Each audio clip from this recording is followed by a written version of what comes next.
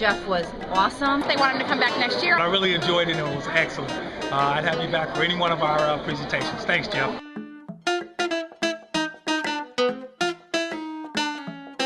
We're going to talk this afternoon about leadership, or as I like to call it, bending others to your will.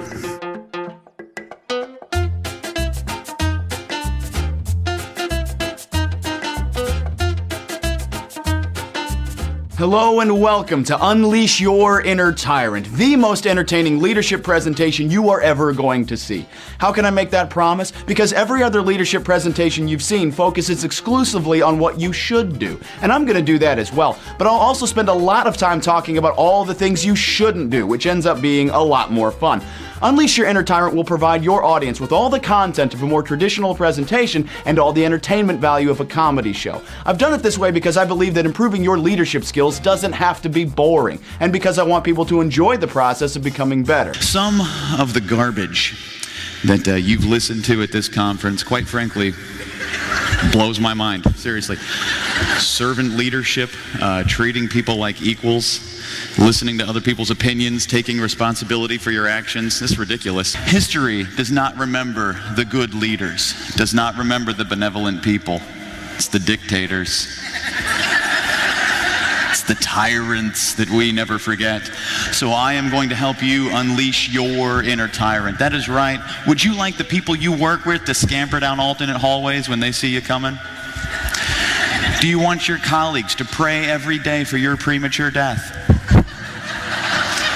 If you do, then you are in the right place. Now, I'm sure you've heard of the advantages that come from knowing your employees, the benefits that accrue from spending time with these people. Maybe you know that Herb Kelleher, Southwest's longtime CEO, was famous for occasionally throwing bags on the tarmac with the other baggage handlers.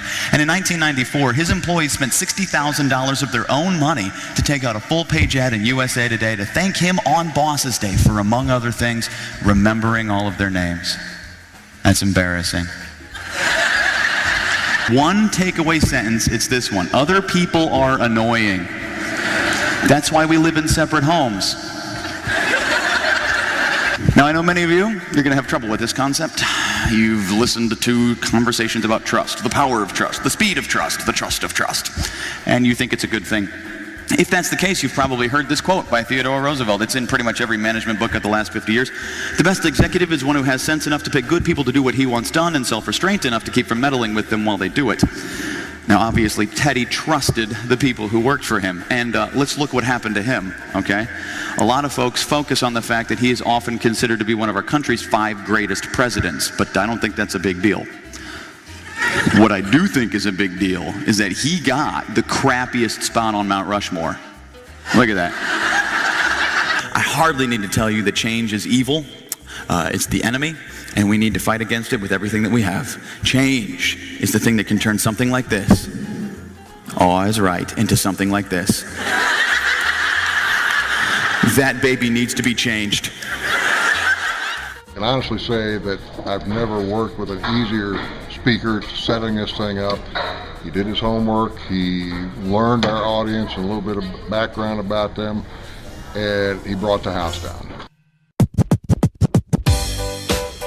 I think if you had to distill this presentation into a single sentence, it would be this one. Where is your loyalty? Is it to yourself or is it to your company? And by company, I do not mean the building you work in or the products and services that you offer. That's your business, and very few of us are loyal to a business.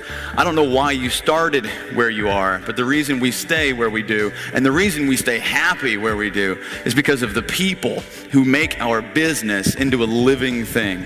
Your colleagues, your superiors, your subordinates, your customers, the families of the people that you interact with on a regular basis. Who are you loyal to?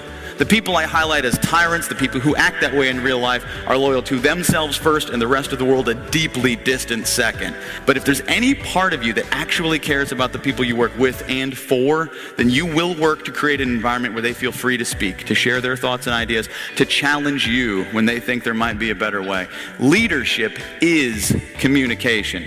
Everything every leadership speaker ever talks about deals directly with how well or poorly you communicate with others and allow them to communicate with you.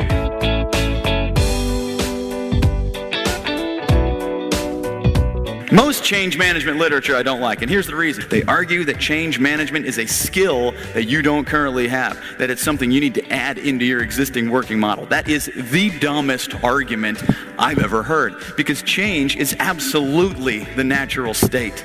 None of you are the same person you were a year ago, or 5, or 10. None of you are the same person you will be a year, or 5, or 10 from now. Our country is unrecognizable from the one that it was when it was founded. Our forefathers never argued healthcare like we did. They just gave everybody whiskey. That's all they did. You want to know how I know that you guys are perfectly adapted to change? Show of hands. Who are the parents in the room? How many of you are parents? All right, well over half of you. Well, I'm not a parent. And every so often, I make the mistake of telling you parent people that I would someday like to be a member of your little club. And I don't know if you know this about you, Mom and Dad, but you are the worst salespeople for becoming a parent that anybody... Do you ever listen to what you say?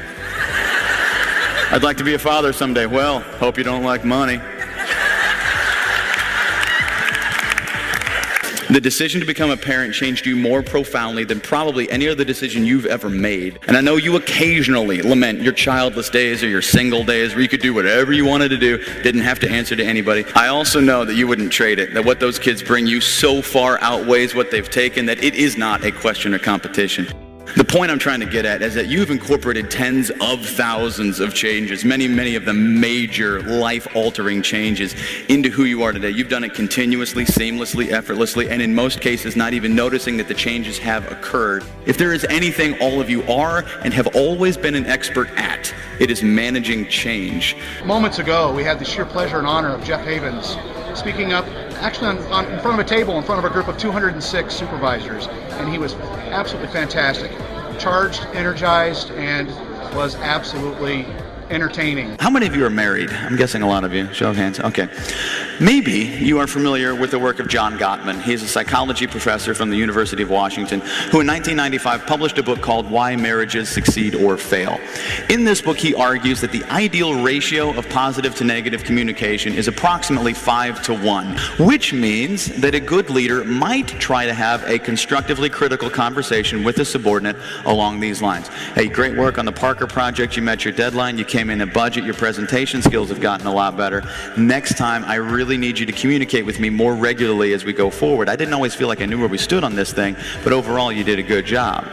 You can see the 5 to 1 ratio here. You definitely heard the criticism, but it doesn't feel too heavy. Almost feels like an honest attempt to help people improve at their business. And that is not what I want you to do.